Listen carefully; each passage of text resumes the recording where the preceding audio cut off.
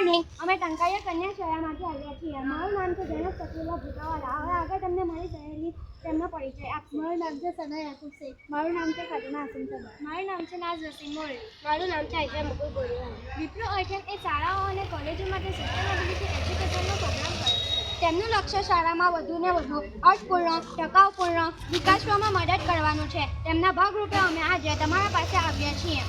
અમારા પ્રોગ્રામનો theme sustainability અને પાણી છે.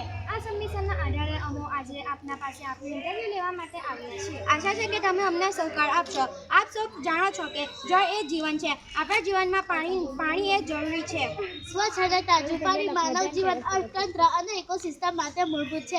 વિશ્વમાં માત્ર 2.5% ભાગ તાજું પાણી છે, જે કે 7.8 અબજ લોકોની જરૂરિયાત અને માંગણીઓ પૂર્ણ કરે છે. આપણી વસ્તી વધુને વધુ વધી રહી છે, જેમાં માંગણીઓ વિવિધ છે. તેમાં કૃષિ અને પીવાના અને સ્વચ્છતાના હેતુઓ માટે સ્વચ્છ અને સલામત પાણીની પહોંચ હજુ પણ વસ્તીના મોટાભાગની એક સમસ્યા છે.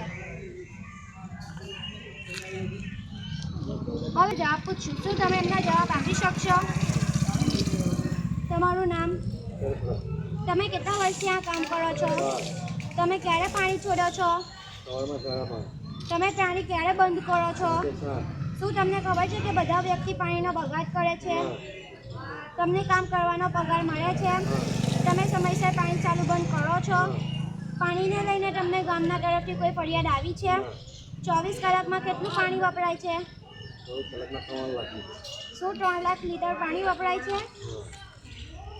પાણીનો બગાડ નથી થતો? કોઈ દિવસ ગામમાં પાણીની અછત પડી છે? તમને આ કામ સરકાર તરફથી મળેલ છે? આ ટાંકીમાં કેટલા લીટર પાણી સમાય છે? પાણીની ટાંકી ભરાતા કેટલો સમય લાગે છે? ટાંકી કેટલા મીટર ઊંચી છે? શું તમે ટાંકી સાફ કરાવો છો? કોણ કરે છે? Thank you.